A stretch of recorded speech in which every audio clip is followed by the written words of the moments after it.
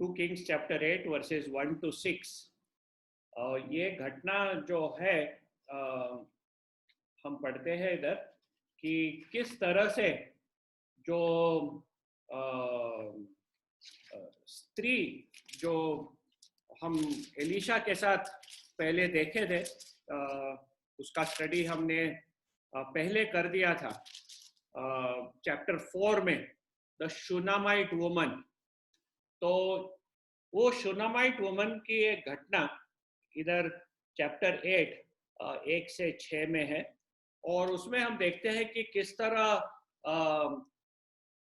Israel देश में एक अकाल आया था, और उस अकाल के समय एलिशा ने उसे कहा था कि इधर 7 साल अकाल होने वाला है और तू दूसरे देश में जाके रह जा उस समय तक।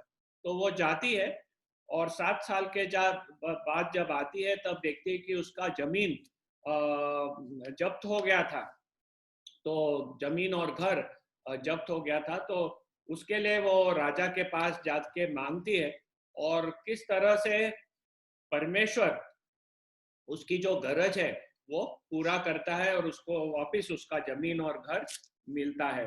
तो ये है जो इंसिडेंट, और उसके बारे में आज हम पढ़ेंगे कि किस तरह परमेश्वर अपने लोगों के ऊपर जो उसके ऊपर विश्वास रखते हैं, किस तरह उसकी निगाह उनके ऊपर रहती है। How the Lord watches over those who trust him. परमेश्वर अपने विश्वासियों के ऊपर जो उसके ऊपर भरोसा रखते हैं, कैसे उनके ऊपर हमेशा अपना निगाह रखते हैं। हम 3 चीज देखेंगे इसके बारे में इस घटना के द्वारा। एक तो it is about trust and obedience.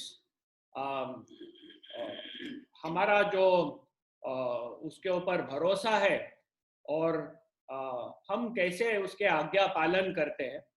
Second is about trust and confidence. हम जो भरोसा रखते हैं और उसमें हमारे हृदय में जो कॉन्फिडेंस आता है। और तीसरा हम देखेंगे ट्रस्ट एंड गॉड्स प्रोविजन। हम जो भरोसा करते हैं परमेश्वर के ऊपर, और वो हमारी जरूरतें किस तरह पूरा करता है। तो आओ पहले हम देखेंगे कि भरोसा और आज्ञा पालन उसके बारे में।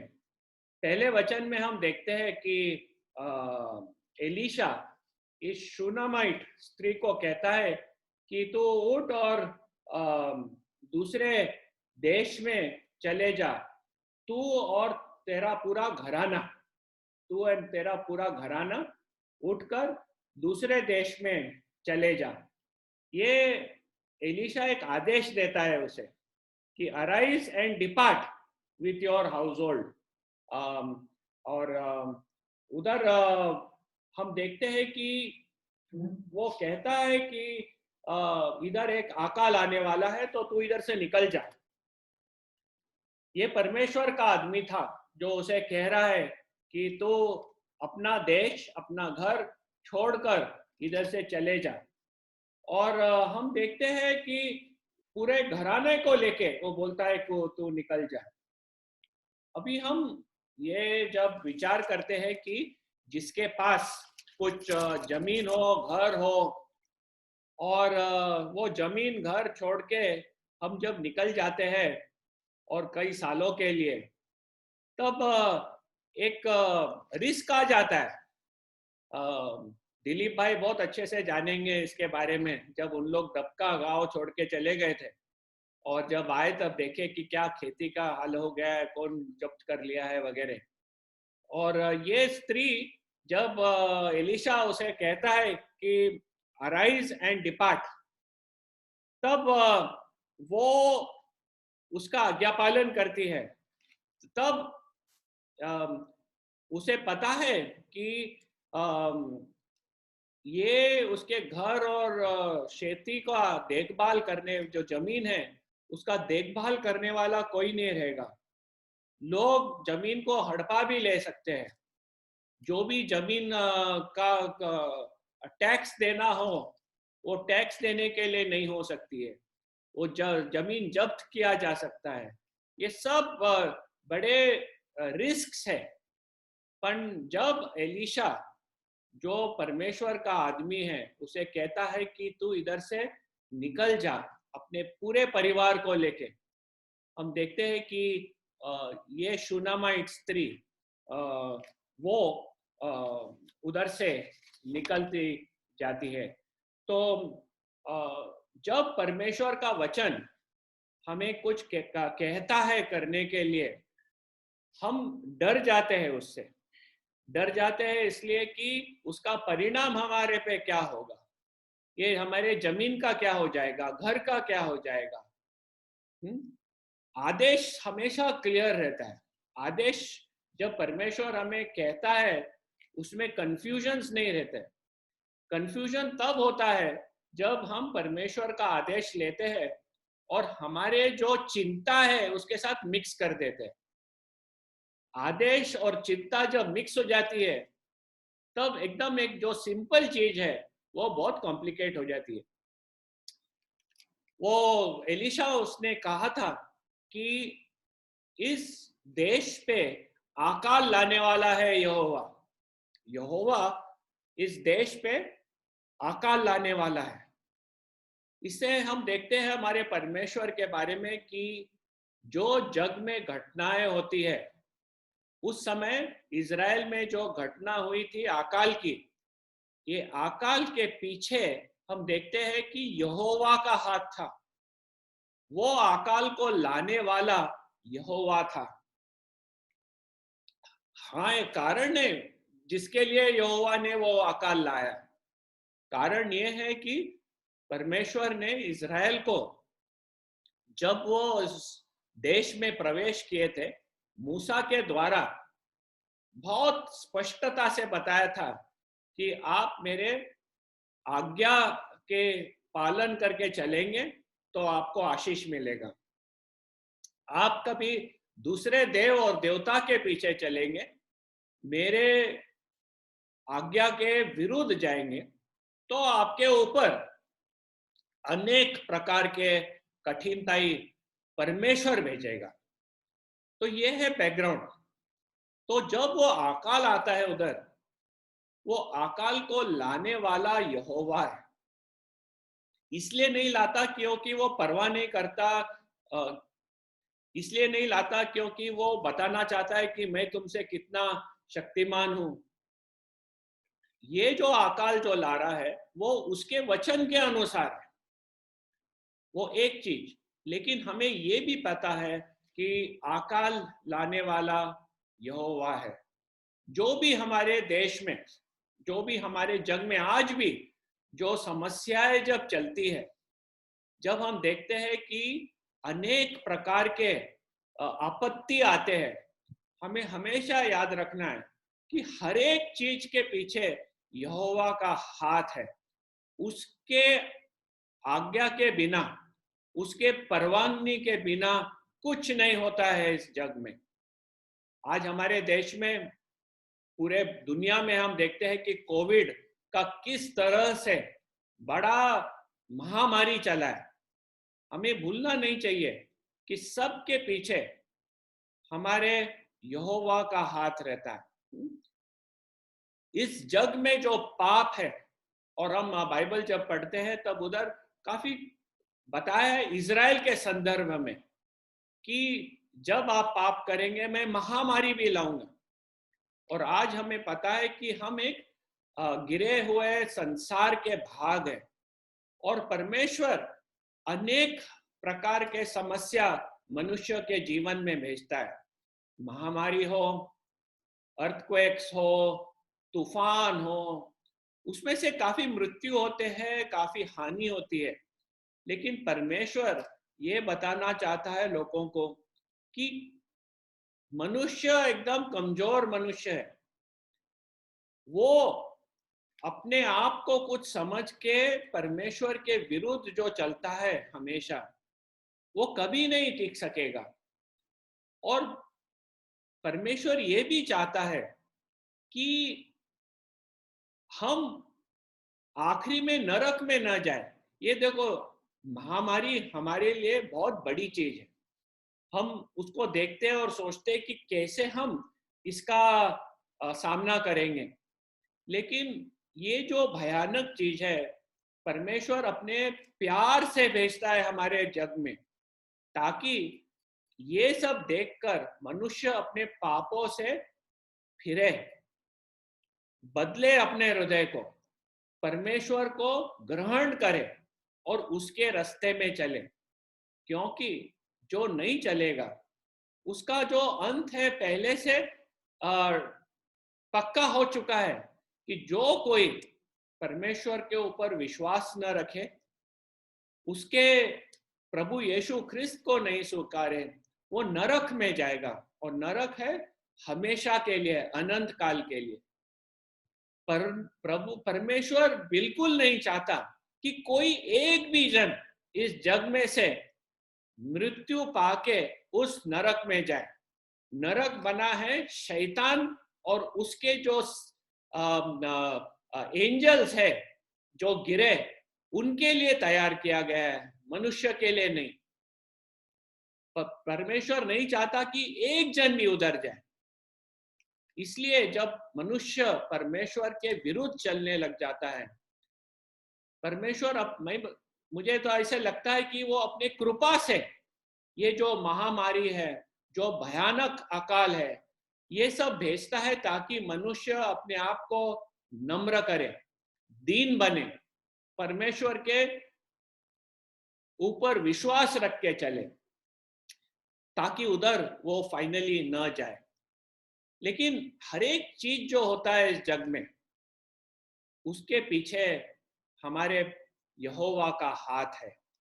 और ये यहोवा एक he is a wise God, ये हमें हमेशा याद रखना है। हमारा जो परमेश्वर है वो बुद्धिमान परमेश्वर है। He is a wise God and he is a good God. God is good, वो अच्छा है। और जब हम ये देखते हैं अनेक सिचुएशंस, उसमें भी हम समझ सकते हैं कि हमारा परमेश्वर अच्छा है एंड ही इज वाइज, वो बुद्धिमान है, और जो वो कर रहा है हमारे भला के लिए करता है। लेकिन हर एक चीज के पीछे उसका हाथ है। और एलीशा ने कहा कि ये 7 साल चलेगा, ये जो अकाल है वो 7 साल चलेगा। 1 साल 2 साल ऐसे छोटे समय के लिए नहीं। इधर लोग बोलेंगे ठीक है, साइकिल्स ऑफ नेचर में ऐसे हो जाता है, साइकिल्स ऑफ नेचर में ऐसे हो जाता है और वो ठीक हो जाएगा। लेकिन ये 7 साल चलेगा, कोई उसमें से बचने नहीं वाला है। हरेक को काफी बिटर सफरिंग होने वाली है, काफी दुखद परिस्थिति में से जाना पड़ेगा। हम देखते हैं कि जब इजिप्ट में, मिस्र देश में 7 साल जब ये अकाल आया था, तब परमेश्वर ने वो अकाल को एक कार्य के लिए वापरा था। पूरे जग में एक अकाल आया था और उधर उसने अपने आदमी जोसेफ को भेजा था, और उसने वो अकाल का एक उपयोग करके एक परिवर्तन लाया। और हम देखते हैं कि अकाल के द्वारा परमेश्वर ने जेकब और उसके जो बच्चे लोग थे, पूरे परिवार को इजराइल में से मिस्र देश में ले आया था और उनको उधर देखा था। और ये हम देखते हैं कि अकाल भी, 7 साल का अकाल परमेश्वर ने किस तरह वापरा था अपने कार्य को पूरा करने के लिए। और हम देखें कि जब उन लोग आके मिस्र देश में रहे, तब उधर परमेश्वर ने इजराइल के पूरे नेशन को तैयार किया उस मिस्र देश में। और फिर उसने मोसे के हाथ से उन्हें छुड़ाकर प्रॉमिस लैंड में ले गया। लेकिन इधर जब देखते हैं हम इजराइल में, जब वो बोलता है कि मैं 7 साल अकाल लाने वाला हूं, परमेश्वर का उसके पीछे एक इरादा है। और वो इरादा है कि वो इज़राइल को ये बताए कि वो एक विश्वासु परमेश्वर है, जो उसने अपने वचन में कहा था वो करेगा। और हम देखते हैं कि इज़राइल ये 7 साल अकाल के विरुद्ध भी पश्चाताप नहीं किए। इज़राइल के सब हम राजा लोगों के बारे में देखें, आहाब, अभी आहाब का बेटा, हर एक जन अधर्मी था, दूसरे देव और देवता के पीछे जाने वाला राजा था। और परमेश्वर हमेशा अनेक रीत से उन्हें अपने पास वापस लौटाने के लिए प्रयत्न कर रहा है। उसने अपने भविष्यवक्ताओं को भेजा, एलिजा को भेजा, एलीशा को भेजा। वो अनेक रीत से उनके बीच में कार्य करता था। उनको जो दंड उसने स्थापन किए थे वो दंड भी करता था, ताकि वो जान सके कि परमेश्वर एक विश्वासु परमेश्वर है और जो उसने कहा वो करेगा। लेकिन ये सब के विरुद्ध हम देखते हैं कि इज़राइल ने उस परमेश्वर की तरफ लौटा नहीं। ये है जो आज्ञा न पालन करने वाला देश। और वो देश का हम ये बाइबल स्टडी करते जाएंगे और देखेंगे कि फाइनली असीरिया देश ने आके उन्हें पूरी तरह से नष्ट कर दिया। लेकिन ये शूनामाइट स्त्री जो हम देखते हैं उसका क्या व्यवहार है। और वर्स 2, निधि वर्स 2 पढ़ना।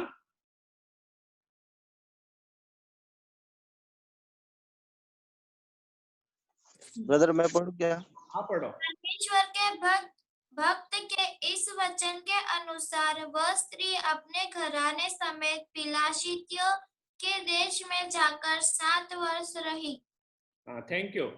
तो हम देखते हैं कि किस तरह एलीशा के वचन के अनुसार, तो जो उसने अभी एक्शन ली, वो एक्शन अपने मन के विचार नहीं है, एलीशा के आज्ञा और उसके वचन के अनुसार फिर उसने कुछ करी।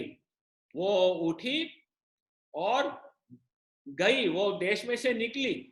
जो परमेश्वर के आदमी ने उसे कहा था उसके अनुसार उसने कार्य की। उसके जो चिंता थी वो चिंता बाजू रख दी, क्या होगा बाजू रख दी। उसने बोला नहीं कि ये 7 साल कैसे हो सकता, 7 साल ठीक है। वो तो श्रीमंत स्त्री थी, ये शूनामाइट स्त्री श्रीमंत स्त्री थी। वो बोली रही थी मेरे पास काफी है, 1 साल होगा, 7 साल होगा, ये कौन जानता है। लेकिन एलीशा ने कहा, उसके ऊपर उसने विश्वास रखी और वो विश्वास के अनुसार वो अपना कार्य करी। And she went and lived in the land of the Philistine 7 years। जाके फिलिस्तियों के देश में वो रह गई। अभी फिलिस्तियों थे कौन? फिलिस्तियों थे इनके दुश्मन। ये दुश्मन के देश में जाके 7 साल रही। क्या लगा रहेगा एक इजरायली स्त्री को जाके दुश्मन के देश में जाके रहने? उधर क्या राइट्स, क्या प्रिविलेजेस, क्या। जब आप दुश्मन के टेरिटरी में जाके रहते हो तब उस आज के जमाने में भी कुछ राइट्स नहीं रह गए, जूने जमाने में तो और भी कम। लेकिन वो जाके रही। ऐसे समझ लो जैसे कि कोई पाकिस्तान में से उधर डिफिकल्टी चले हो और भारत में जाके रिफ्यूजी लेने आए। तो इस तरह की परिस्थिति हो सकती है। या तो भारत में से कोई पाकिस्तान में गया, क्या उन लोग उन्हें स्वीकारेंगे? क्या उन्हें अच्छे से रखेंगे? उनके राइट्स एंड प्रिविलेजेस उन्हें देंगे? नहीं। तो ये परिस्थिति में वो जाके उस फिलिस्तियों के देश में रही। हमें ये जांचना है कि जब हम परमेश्वर का वचन पढ़ते हैं, रोज सुबह उठ के हम परमेश्वर का वचन पढ़ते हैं, हमारा क्वाइट टाइम करते हैं, परमेश्वर के साथ हमारा जो शांतता का समय है हम बिताते हैं, उसके वचन में से पढ़ते हैं, प्रार्थना करते हैं, और परमेश्वर का वचन हमारे साथ बात करता है। जब वो स्पष्टता से हमारे साथ बात करने लगता है और हमारे जीवन में उसका जो डिमांड्स है, जो परमेश्वर इच्छिता हमारे जीवन में से, क्या हम करते हैं? आज्ञा पालन करते हैं उसका, या तो बहाने निकालने लगते हैं, स्टार्ट मेकिंग एक्सक्यूजेस, कि हम डर जाते हैं कि ये तो ठीक है बाइबल में पढ़ने के लिए, ये सब ठीक था पर प्रभु यीशु ख्रिस्त के शिष्यों के लिए, आज के जमाने में ये प्रैक्टिकल नहीं है, आज के जमाने में ये प्रैक्टिकल नहीं है। हम बोलते हैं ना कि नहीं हो सकता है ये शूनामाइट स्त्री, एलिशा ने जब उसे कहा, उसने बोली नहीं कि मेरे जमीन का क्या होगा, घर का क्या होगा, फिलिस्तीय लोग मुझे क्या करेंगे, 7 साल होगा नहीं होगा। आज्ञा पालन करी और गई और रही 7 साल उधर, बीच में आई नहीं। तो ये हमें देखना है कि परमेश्वर के वचन जब हम ग्रहण करते हैं, जब परमेश्वर हमारे साथ बोलता है, क्या हम उसका आज्ञा पालन करते हैं, उसके ऊपर पूरा भरोसा रखते हैं, विश्वास करते हैं और उस रीत से चलते हैं। दूसरा देखेंगे ट्रस्ट एंड कॉन्फिडेंस, भरोसा और हमारा आत्मविश्वास। वर्ष 3 में हम देखते हैं कि ये स्त्री आई, और दिलीप भाई चैप्टर वर्ष 3 पढ़ेंगे आप? जी ब्रदर, जी। 7 वर्ष बीतने पर वह फिलिस्तीयों के देश से लौट आई और अपने घर और भूमि के लिए दुहाई देने को राजा के पास गई। हाँ, थैंक यू। दिलीप भाई बोलेंगे मुझे पता है इसका मीनिंग क्या है। मैं एक्सपीरियंस करता हूँ मेरे प्रैक्टिकल एक्सपीरियंस में। तो हम देखते हैं कि ये शूनामाइट स्त्री आई और देखी कि अपना जो जमीन और घर है वो जब्त किया गया है, अभी कुछ है ही नहीं उसके पास।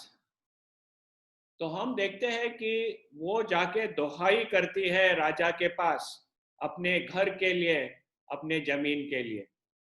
तो ये आत्मविश्वास हुआ उसमें कि वो जाके राजा के सामने खड़े होने के लिए वो तैयार हो गई।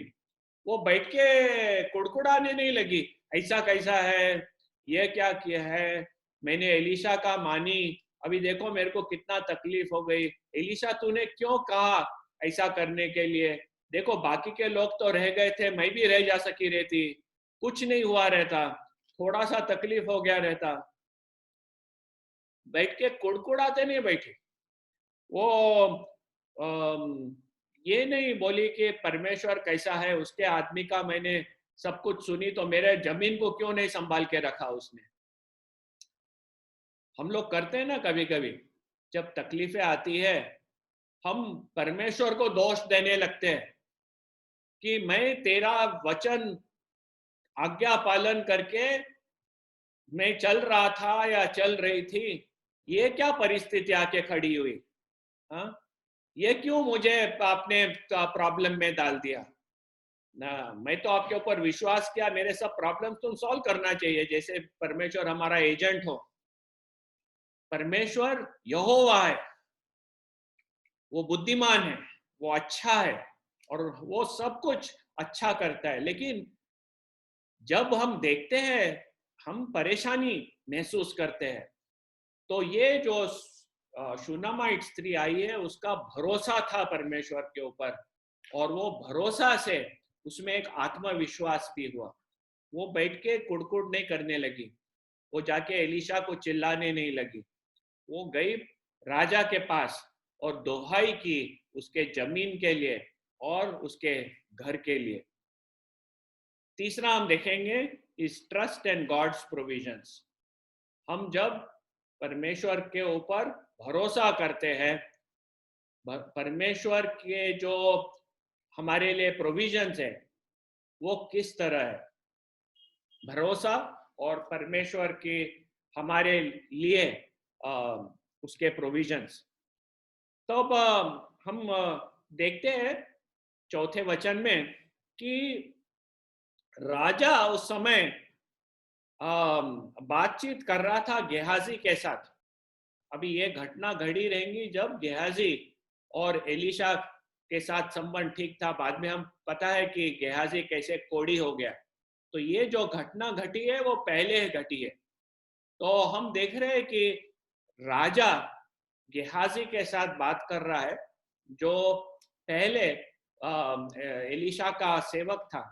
और राजा को एक इच्छा हुई जानने के लिए कि एलीशा क्या क्या महान कार्य किया था, परमेश्वर एलीशा के द्वारा क्या क्या महान कार्य किया था, वो जानना चाहता था।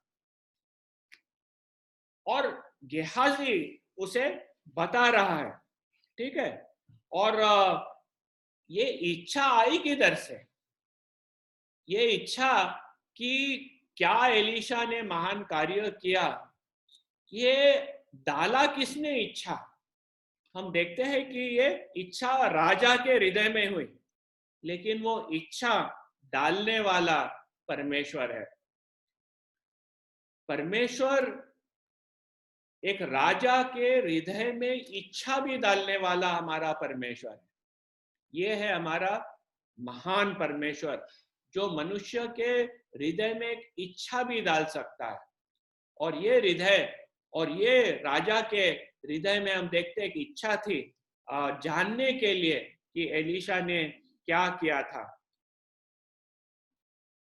आदमी लोग, और ये जो था हम जैसे आगे पढ़ेंगे कि ये सही समय पे इच्छा आई उसके हृदय में, सही समय पे ये इच्छा आई उसके हृदय में।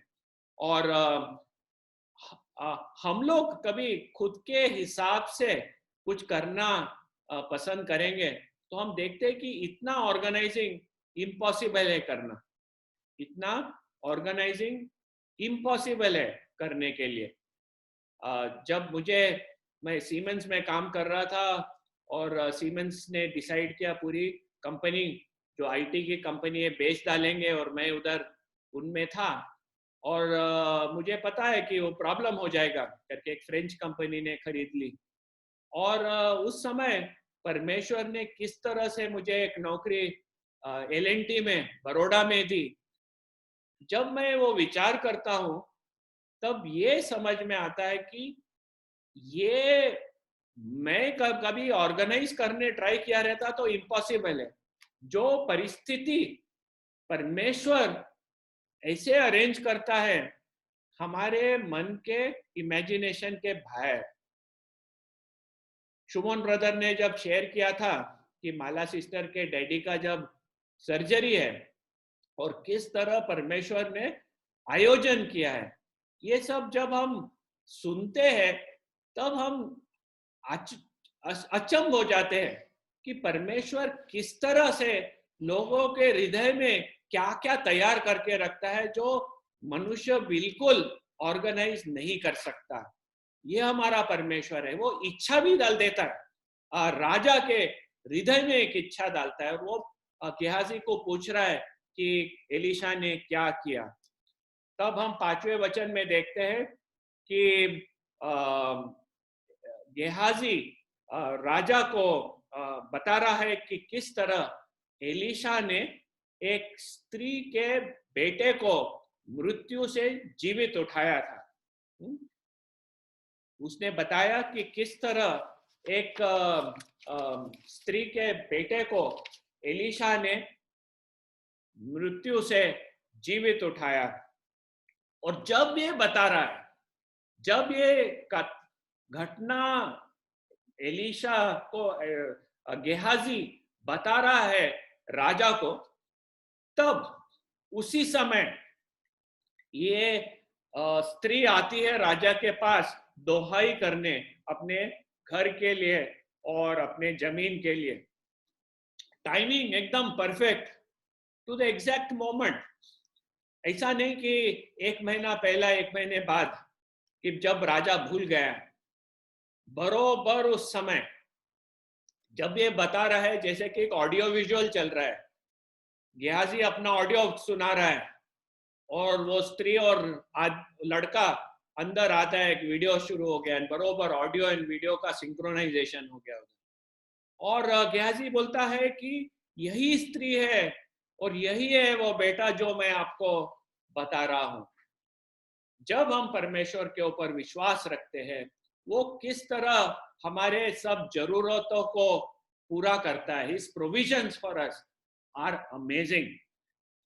तो ये छठे वचन में हम देखते हैं कि राजा उस स्त्री को पूछताछ करता है, और जो हकीकत उसने सुना था, वो हकीकत को पूरी तरह से कंफर्मेशन लेता है इस स्त्री के पास से। और फिर हम देखते हैं कि राजा वो सुन के एक हाकिम को बुलाता है, और वो हाकिम को बोलता है कि जो भी उसका था, जमीन और घर, उसे वापस कर दे। उसका घर और जमीन वापस कर दे। लेकिन इधर ठहरता नहीं, वो बोलता है कि और उसके खेती में से जो भी प्रोड्यूस हुआ था, उसके खेती में से जो भी प्रोड्यूस हुआ था, वो भी उसे दे दे। दिलीप भाई, छठा वचन पढ़ना। जी ब्रदर। जब राजा ने स्त्री से पूछा, तब उसने उससे सब कह दिया। तब राजा ने एक हाकिम को यह कहकर उसके साथ कर दिया कि जो कुछ इसका था, वरन जब से इसने देश को छोड़ दिया, तब से इसके खेत की जितनी आमदनी अब तक हुई हो, सब इसे फेर दे। हाँ, तो उसने मांगी थी अपने घर के लिए और जमीन के लिए, और उसे मिला क्या? घर मिला, जमीन मिला, और उसके खेत की जितनी आमदनी अब तक हुई है, हो सब इसे फेर दे। जब से वो छोड़ी थी, अनाज तलक जितनी खेत की जितनी आमदनी हो, वो उसे पूरा कर दे। इसके लिए मांगी नहीं थी उसने, उसे उसका सिर्फ घर और जमीन चाहिए था। लेकिन राजा उसे जमीन देता है, घर देता है, और जो आमदनी हुई थी ये 7 साल की, वो सब उसे लौटाने के लिए कहता है, over and beyond what she asked for and her expectations. जो इसकी इच्छा थी, जो उसने पूछी, उससे बहुताई से उसे इस राजा के हाथ से मिला। जो परमेश्वर के ऊपर विश्वास रखता है, वो कभी नहीं शर्मिंदा होगा। जो परमेश्वर के ऊपर विश्वास रखता है, वो कभी नहीं शर्मिंदा होगा।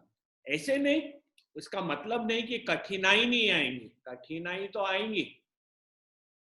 लेकिन जब कठिनाई आती है, क्या हम भूल जाते हैं तब कि हमारा परमेश्वर अच्छा है, बुद्धिमान है, वाइज है, वो हमारे भला के लिए काम करता है हमेशा। नहीं, हम कुड़कुड़ाने लगते हैं इस परमेश्वर के बारे में। हम देखते हैं कि शूनामाइट स्त्री कुड़कुड़ा ही नहीं, एलिशा के साथ जाके झगड़ी नहीं, वो ये जानी कि मैंने परमेश्वर के मनुष्य का जो आदेश था वो उसके अनुसार करी, उसने मुझे 7 साल संभाल के रखा। अभी ये परिस्थिति आके खड़ी है मेरे पे, जाके दोहाई की।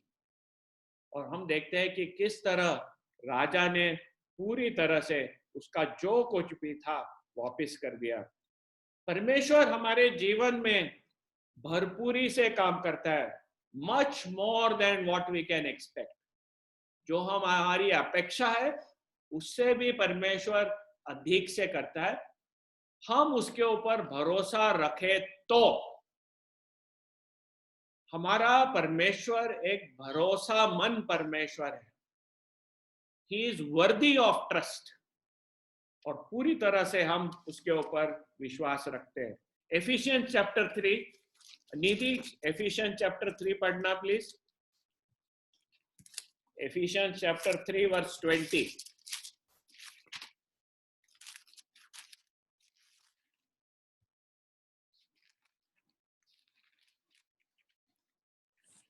मध्यस्थ तो एक का नहीं होता, परंतु परमेश्वर एक ही है। नहीं, chapter 3 verse 20। Ephesians chapter 3 verse 20। अब जो ऐसा सामर्थ्य है कि हमारी विनती और समझ से कहीं अधिक काम कर सकता है, उस सामर्थ्य के अनुसार जो हम में कार्य करता है। अब जो ऐसा सामर्थ्य है, हमारा परमेश्वर एक सामर्थ्य परमेश्वर है, कि जो हमारी विनती और समझ से कहीं अधिक काम कर सकता है। हम जो विनती करते हैं हम डर डर के करते हैं, और हमारे समझ से कहीं अधिक काम कर सकता है। ये है हमारा परमेश्वर। करने में उसमें कोई कमी नहीं है। हमारे परमेश्वर का हाथ छोटा नहीं है, वो कुछ भी कर सकता है। ही इज एन ऑमनीपोटेंट गॉड, वो सर्वशक्तिमान परमेश्वर है। वो अधिक काम कर सकता है उस सामर्थ्य के अनुसार जो हम में कार्य करता है। ये परमेश्वर का सामर्थ्य हमारे जीवन में कार्य करता है। हमें ये हमेशा याद रखना है कि परमेश्वर हमारे जीवन में कार्य कर रहा है। वो कार्य करते वक्त वो हमें कभी कभी अनेक समय भी कठिन परिस्थितियों में से डालता है। वो ये जांचना चाहता है कि हमारा विश्वास सच्चा विश्वास है कि तात्पुरता विश्वास है। हमारा काम हो गया तो विश्वास रखे, काम नहीं हुआ तो कुड़कुड़ाए। हम क्या सही सिक्का है कि झूठा सिक्का है?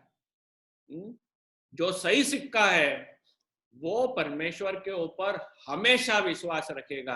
परिस्थिति अच्छी हो, बुरी हो, कठिन हो, तकलीफ की हो, सही सिक्का हमेशा सही निकलता है।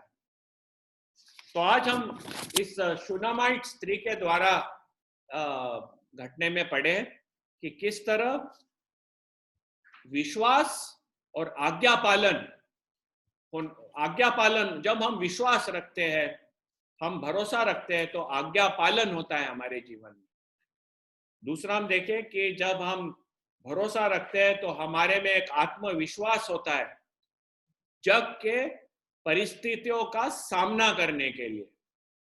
और तीसरा हम देखें कि भरोसा जब रखते हैं तब परमेश्वर के सब प्रोविजंस हमारे लिए वो वापरता है, और हमारे जो जरूरतें हैं वो पूरा करता है उसके समय में, उसके रीत से, उसके हिसाब से, हमारे नहीं। और हर एक चीज में वो हमारे अच्छे के लिए और उसके गौरव के लिए काम कर रहा है।